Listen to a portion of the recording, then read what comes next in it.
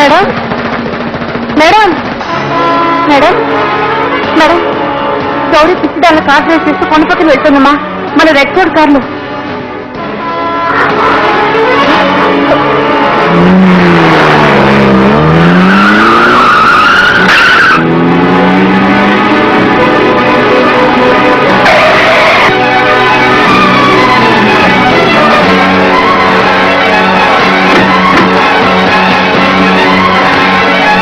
గౌరీ గౌరీ ఇక్కడ ఏం చేస్తున్నావు?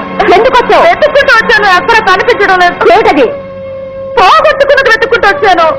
ఏం పోగొట్టుకున్నావు? ఇక్కడ ఎక్కడ పోగొట్టుకున్నాను. కారు లేకు. మన కారా ఇది? నువ్వు డ్రైవ్ చేసుకొచ్చి నీ కారేనమ్మా. దీన్ని వదులుకుంటారని నేను పోగొట్టుకున్న దొరుకుతుంది. గౌరీ అసలు నువ్వేం పోగొట్టుకున్నావు? చూడేం చేస్తాను.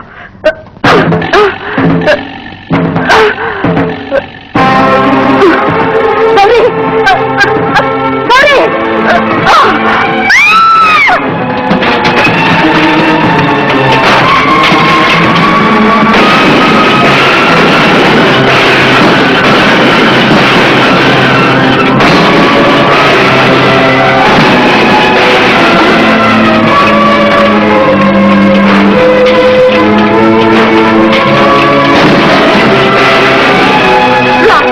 ఇప్పుడైనా నేను పోగొట్టుకుని దొరుకుతుందో చూద్దాం.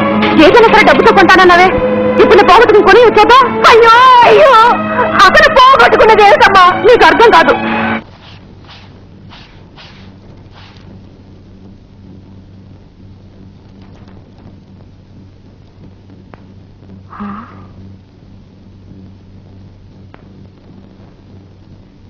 మేడం, గౌరీ తాళిబొట్టు మంచం మీద దొరికింది. పోగొట్టుకున్నాను వెతికిందే దేనినా? కాదు మేడం. మరి పోగొట్టుకున్నానని చెప్పిందే అదేమిటో చెప్పు. గౌరీ తన జీవితాన్నే పోగొట్టుకుంది, మనశ్శాంతినే పోగొట్టుకుంది, తననే పోగొట్టుకుంది. అదే దాని అర్థం. డాక్టర్ని పిలిపించండి.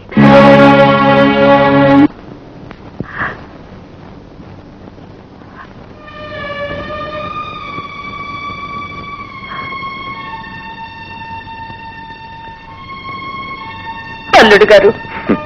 ఎవరు మీ అల్లుడు? ఆ బంధాలన్నీ తెగిపోయాయి. ఎందుకు వచ్చారా? మీ దగ్గర క్షమాపణ కోవడానికి వచ్చాను. నేను చేసిన పాపానికి శిక్ష నా బిడ్డకిచ్చాడా దేవుడు. గౌరికి ఏమైంది? ఆసుపత్రిలో చేర్చారు, మెంటల్ హాస్పిటల్లో. జ్యోతిని మిమ్మల్ని ఒక్కసారి చూడాలని ఆశపడుతుంది. మీరొక్కసారి గౌరిని చూడండి. నేను ఇంకేమీ కోరడం లేదు. నా బిడ్డకి ప్రాణభిక్ష పెట్టండి.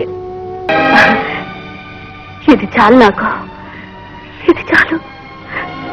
నా దృష్టిలో నా కథ అంతా పూర్తయిపోయింది. ఈ 2 సంవత్సరాల్లో ఒక ప్రత్యేక ప్రపంచాన్ని చూశాను నేను. ఇప్పుడు చూడు, నేను వేరే